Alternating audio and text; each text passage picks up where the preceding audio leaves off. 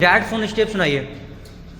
Dead phone हाँ dead phone के अंदर पहले तो हम उसका बैटरी कनेक्टर पे जीआर चेक करेंगे, जिसे कहा जाता है कूल टेस्टिंग तो कहा जाता है। ठीक है। हाँ, उस बैटरी कनेक्टर पे हम मतलब फॉरवर्ड वाइज हम रिवर्स वाइज हम देखेंगे 350 प्लस आना चाहिए और फॉरवर्ड वाइज हमें 1000 प्लस आना चाहिए। ठीक है। उसके बाद जो है हमें स्टेप जो फॉलो करना है वो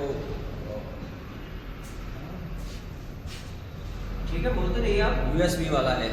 ठीक है। चार्जिंग लगा के बैटरी लगा के उसको वीपीएस लाइन चेक करनी होगी। वीपीएस लाइन के अंदर हमें 3.7 वोल्ट से लेकर 4.2 वोल्ट तक मिलना चाहिए। उसके बाद तीसरा स्टेप ये है कि पावर की को शॉर्ट करके हमें उसके अंदर वोल्टेज चेक करना है। 1.8 वोल्ट से लेकर 4.2 वोल्ट तक हमें वोल्टेज मिलना चाहिए।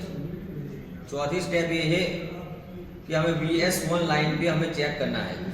पावर आईसी के पास एक कॉइल रहती है जिसे VS1 कहा जाता है। उस VS1 आईसी कॉइल के पास हमें 2.0 वोल्ट मिलना चाहिए। अगर नहीं मिलता तो हमें VS2 आईसी के पास जाना पड़ेगा और वहाँ VS2 आईसी के पास एक कॉइल रहती है, वहाँ चेक करना पड़ेगा।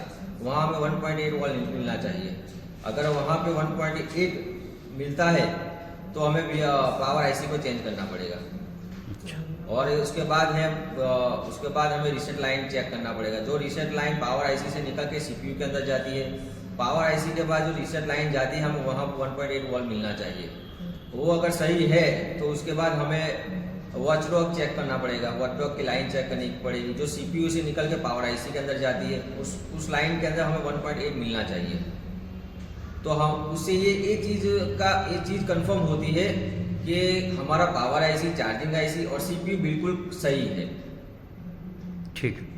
अगर वो सब अगर सही निकलता है तो आगे का स्टेप ये है कि उसके बाद ईएमसी का या सॉफ्टवेयर का प्रॉब्लम हो सकती है। ठीक है।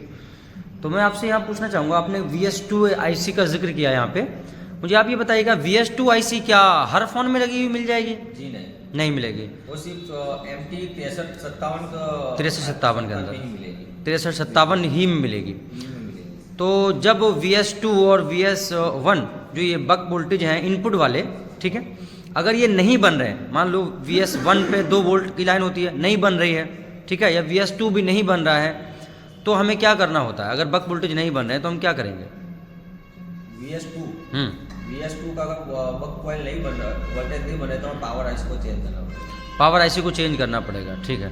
और VS1 भी नहीं बन रहा है, मतलब सपोज करो कोई सा भी नहीं बन रहा है बक वोल्टेज,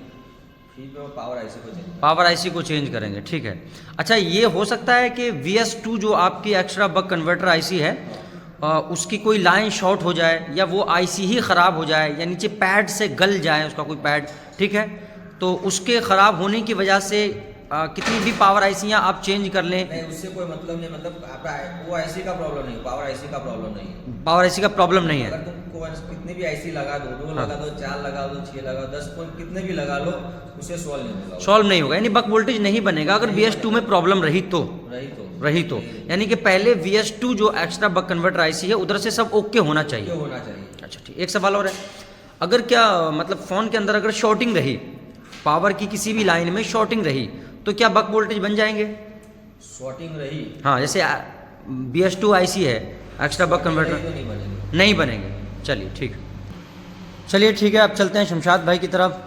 शमशाद भाई बताइए डैड फ़ोन के बारे में थोड़ा सा।